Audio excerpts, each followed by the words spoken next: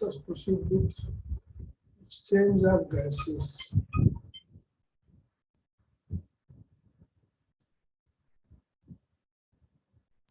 Exchange of gases.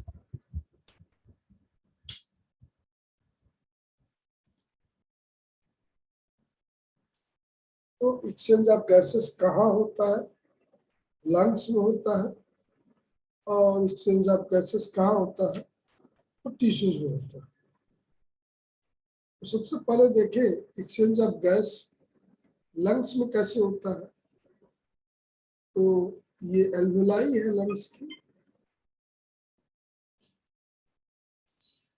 और ये blood capillaries है,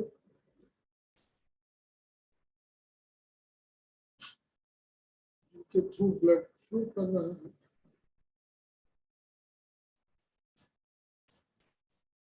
जो लंग्स है उसमें ऑक्सीजन का पार्शियल प्रेशर PO2 104 mmHg होता है, और जो CO2 है PCO2 partial pressure of CO2 ये 40 mmHg होता है। जो ये इम्प्योर ब्लड आ रहा है थ्रू आर्टरी, पल्मोनरी आर्टरी के थ्रू जो ब्लड आ रहा है, पल्मोनरी आर्टरी, ये आर्टरी इम्प्योर ब्लड लाती है, या कह लीजिए इस ब्लड में डीऑक्सीनेटेड ब्लड है। इस ब्लड में PO2 partial pressure of oxygen ये 40 mmHg होता है।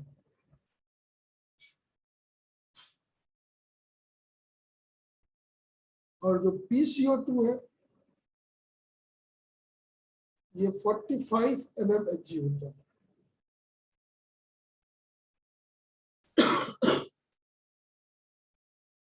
और यहाँ पर एक्सचेंज होगा, यहाँ पर PCO2 45 है, यहाँ PCO2 40 है। इसका मतलब CO2 यहाँ से डिफ्यूज करेगी भीतर की ओर। CO2 इस पल्मोनरी आर्टरी से एल्वेओलर सैक में जाएगा, और O2 यहाँ ज्यादा है, इसलिए O2 लंग से ब्लड कैपिलरीज में जा रही है। तो जो PO2 40 था, यहाँ पर PO2 100 अप्रोचिंग हो जाएगा 95।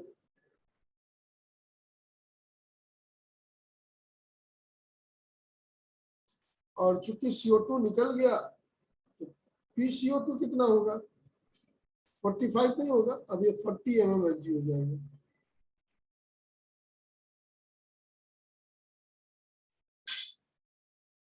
ये पल्मोनरी वेन है,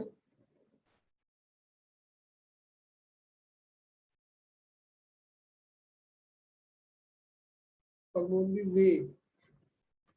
तो पल्मोनरी आर्टरी और पल्मोनरी वेन, ये ध्यान देंगे। तो अगर आप पूरे एक्सचेंज की बात कर रहे हैं ध्यान से, तो O2 में क्या परिवर्तन हुआ? PO2 जो 40 था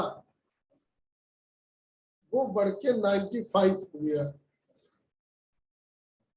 और PCO2 जो 45 था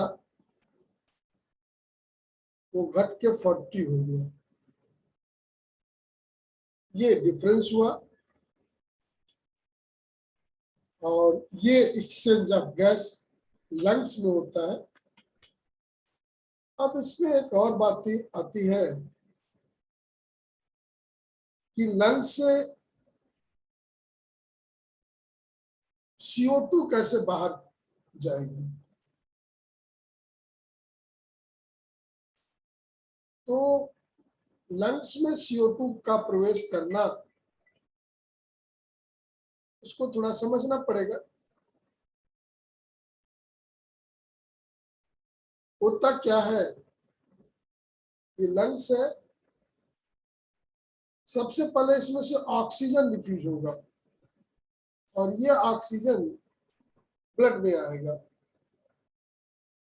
यहाँ पर H भी पाया जाता है, हीमोग्लोबिन, ये O2 से जुड़ जाएगा तो HbO2 बनाएगा, ऑक्सी हीमोग्लोबिन बनाएगा।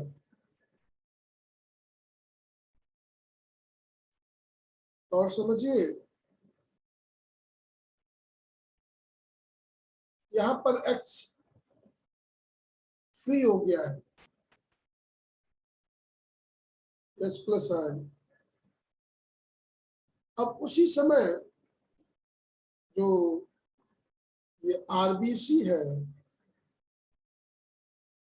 आरबीसी के अंदर जो KCl मौजूद है, पोटेशियम क्लोराइड, वो K+ और Cl- में टूटता है, ये टूटा ही रहता है और ये Cl- बाहर की ओर आता है।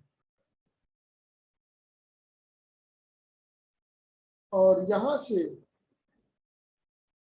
प्लाज्मा में क्या होता है, प्लाज्मा में NaHCO3 होता है और ये डिसोशिएट करता है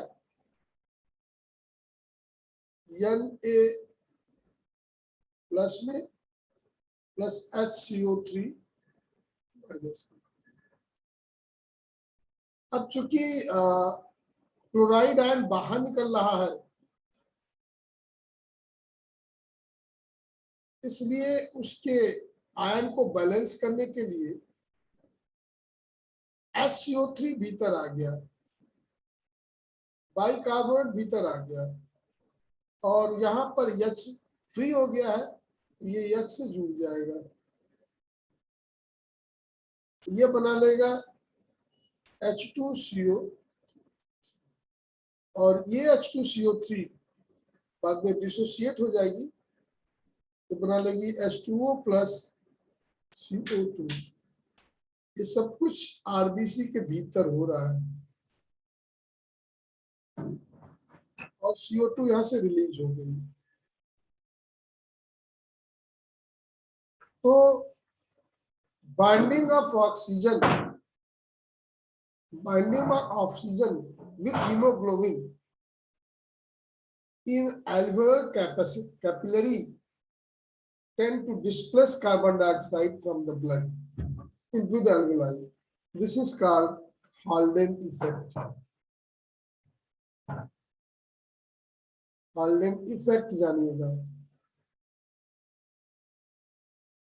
CO2 ऐसे रिलीज नहीं होती, नहीं तो बबल्स रूप में हर जगह निकल जाएगी। क्या होता है, first of all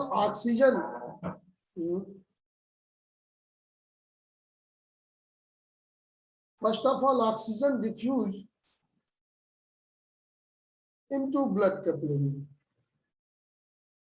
It combines with hemoglobin of RBC and H+ ions are released.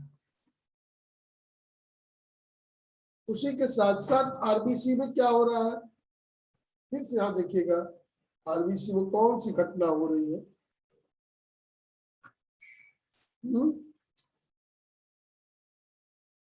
Potassium chloride RBC का K+ और HCl- में टूटता है और यहां से क्लोराइड आयन रिलीज होती है ब्लड प्लाज्मा में और ब्लड प्लाज्मा में सोडियम बाइकार्बोनेट डिसोसिएट करेगा Na+ और बाइकार्बोनेट आयन में। बाइकार्बोनेट आयन आरबीसी के अंदर प्रवेश करेगा, HCO3 और ये H+ से जुड़ करके ये बना लेगा H2CO3 और ये H2CO3 डिसोसिएट हो जाएगा H2O + CO2 and this CO2 will leave. This release of CO2 by addition of oxygen with hemoglobin is called Haldane effect. So release of CO2 from the blood, this is started by binding of oxygen with hemoglobin, that is called Haldane effect. Means binding of oxygen with hemoglobin in alveolar capillary tends to displace carbon dioxide from the blood into alveoli. This is the Haldane effect.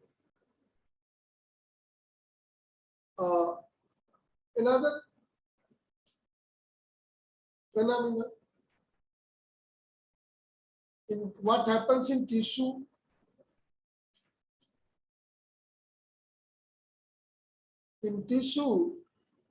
oxyhemoglobin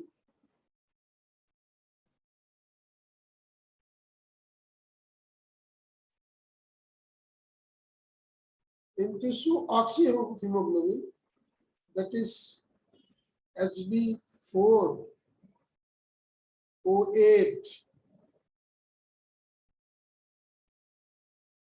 this will dissociate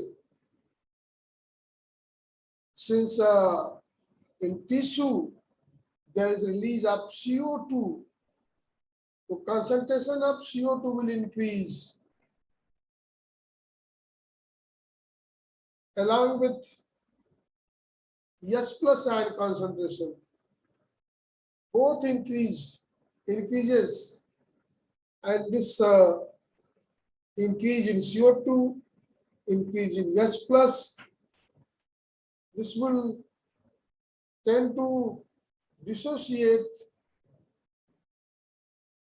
hemoglobin with oxygen.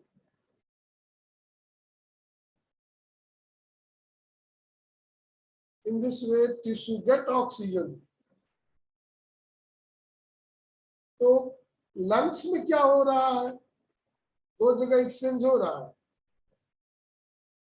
Lungs में oxygen भीतर प्रवेश कर रही है, वो haemoglobin से जुड़ रही है और CO2 मुक्त हो रहा है, ये लंग्स में हो रहा है. टिश्यूज में क्या हो रहा है? टिश्यू में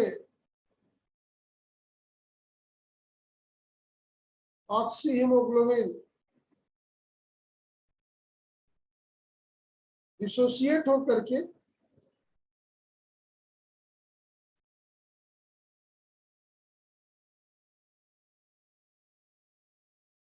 ऑक्सीजन रिलीज कर रहा है. तो टिश्यू में ऑक्सीजन प्रवेश कर रहा है, O2 टिश्यू रिलीज प्राप्त कर रहा है और CO2 टिश्यू निकाल रहा है. तो यहाँ पर ऑक्सीजन CO2 के निकलने के कारण ऑक्सीजन प्राप्त हो रहा है. यहाँ पर ऑक्सीजन प्राप्त होने के कारण CO2 रिलीज हो रही है. ये हाल्डन इफेक्ट है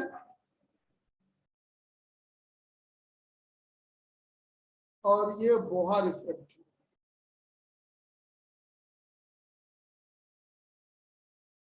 बोहर इफेक्ट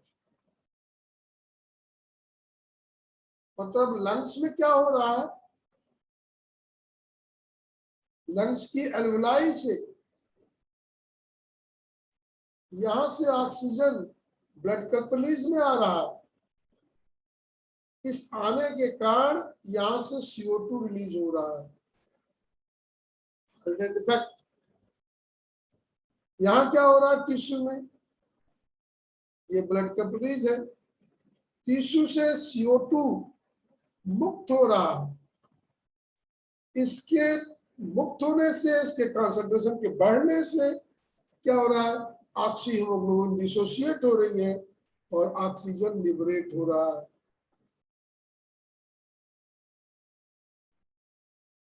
तो बोहर इफेक्ट क्या करता है, increase in concentration of CO2, increase in concentration of CO2 as well as increase in concentration of H plus.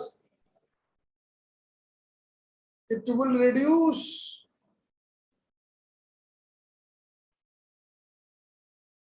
affinity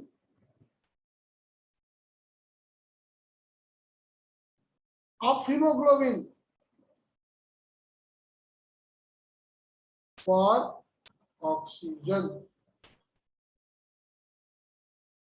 If CO2 and H plus will increase, then affinity of hemoglobin for oxygen will decrease, will reduce, और इससे क्या होगा, जो tissue जितना ज्यादा काम करेगा, जो टिश्यू जितना ज्यादा एक्टिव होगा, जिसमें जितने ज्यादा CO2 मुक्त होगी, उस टिश्यू में उतना ही ज्यादा ऑक्सीजन रिलीज होगा।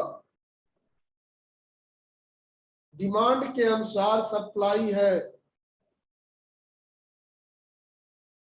अगर टिश्यू कोई काम नहीं करेगा, उसको फ्री का ऑक्सीजन नहीं मिलेगा।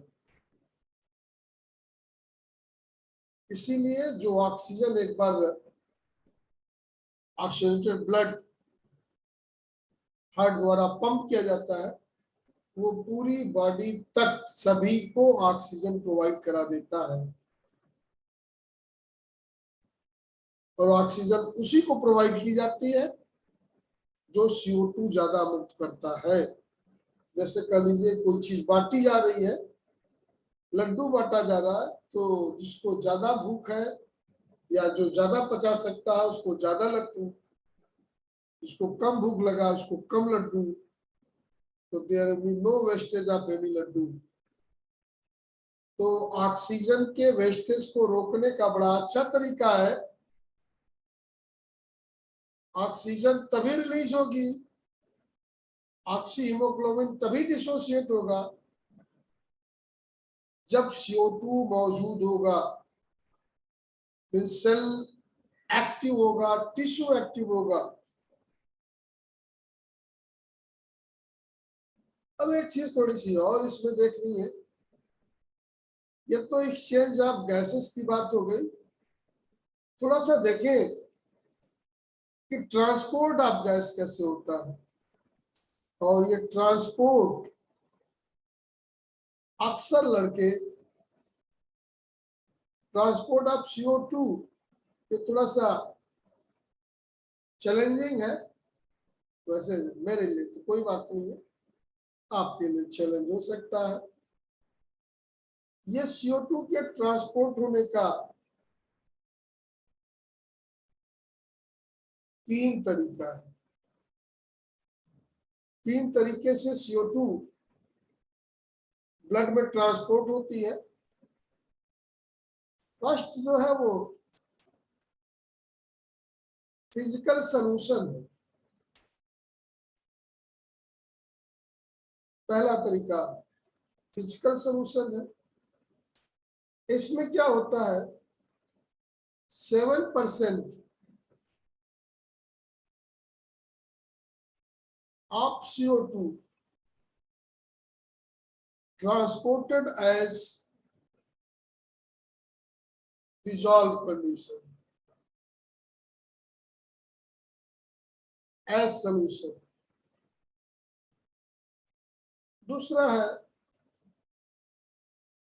दूसरा तरीका है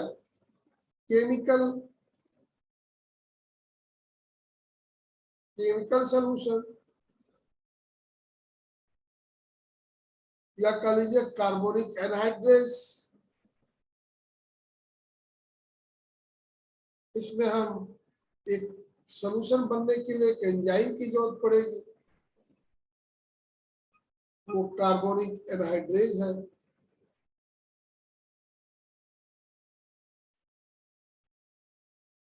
सॉल्यूशन का मतलब क्या होता है? CO2 H2O से जुड़ जाएगी और बनाएगी H2CO3।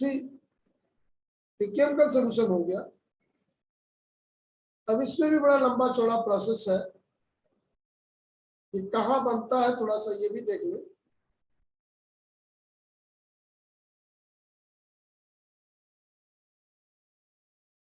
ये एक आपकी आरबीसी है। उस आरबीसी में CO2 प्रवेश किया, H2O से मिला और बनाया H2CO3।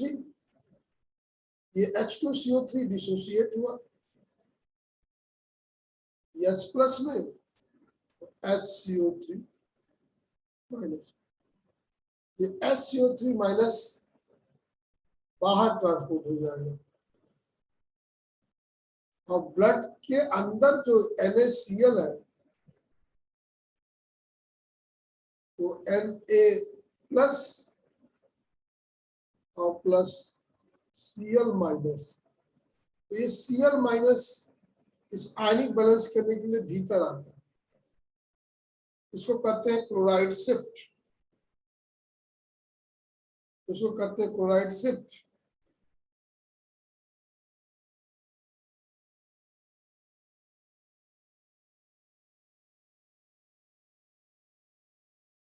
तो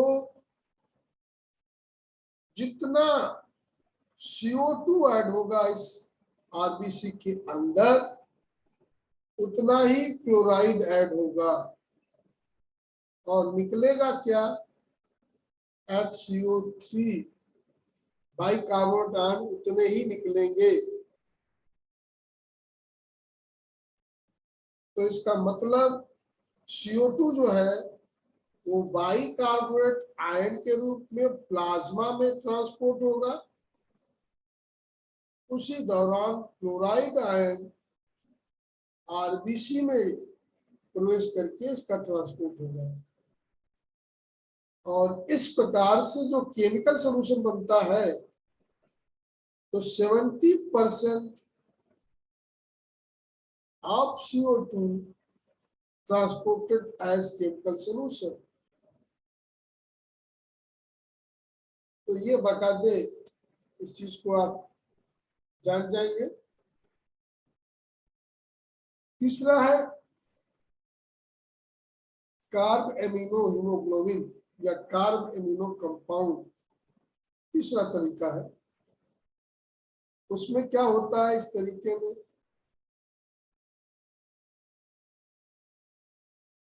कार्ब एमिनो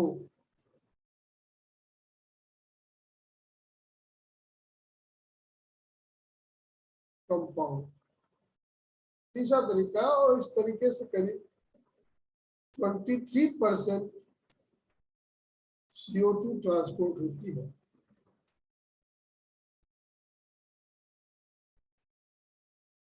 इसमें क्या होता है?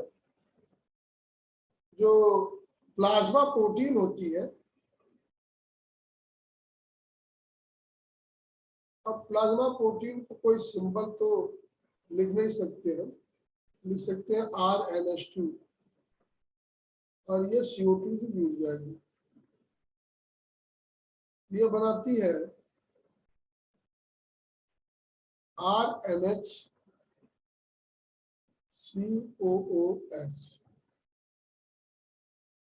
इसको हम कार्ब एमिनो कंपाउंड कहते हैं। तो यही कंपाउंड के रूप में CO2 करीब 23% ट्रांसपोर्ट होता है। तो इसको थोड़ा सा फिर से देख ले। जो मान लीजिए पूरी CO2 है तो उस पूरी CO2 का 7% ये जो है डिजॉल्व कंडीशन में ट्रांसपोर्ट होता है।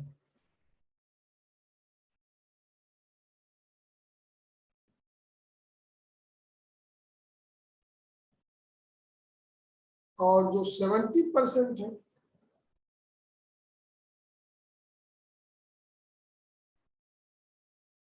वो HCO3 के रूप में प्लाज्मा में ट्रांसपोर्ट होगा। CO2 transported as HCO3 70%।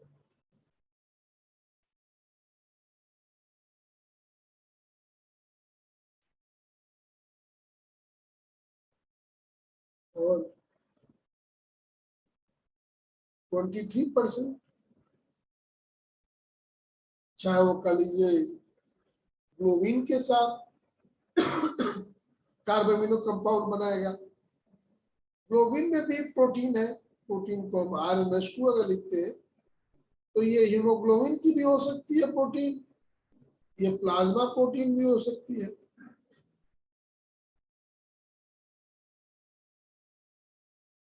और दोनों प्रोटीन 23% जो CO2 है वो RNH3OH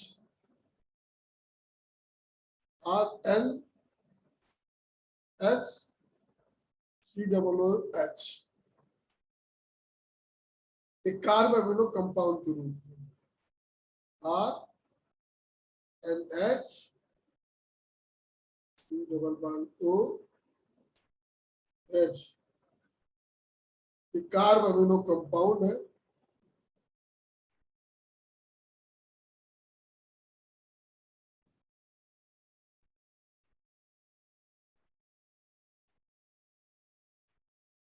तो 23% of CO2 is transported as carbon compound. 70% of CO2 is transported as bicarbonate ion plasma, and 7% of CO2 is transported as dissolved condition। तो ये बात हो गई CO2 के ट्रांसपोर्ट की। अब अगर हम ऑक्सीजन के ट्रांसपोर्ट की बात करें तो ऑक्सीजन के ट्रांसपोर्ट में आसान है। क्या आसान है?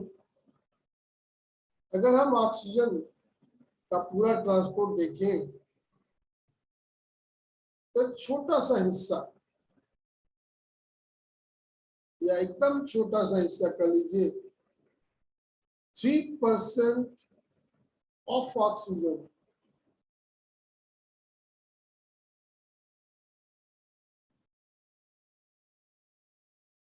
transported as solution, मतलब डिजॉल्व कंडीशन में 3% ऑक्सीजन का ट्रांसपोर्ट होता है। और ये जो 97% ऑक्सीजन का ट्रांसपोर्ट ऑक्सी हीमोग्लोबिन के रूप में होता है, Hb4 to 8।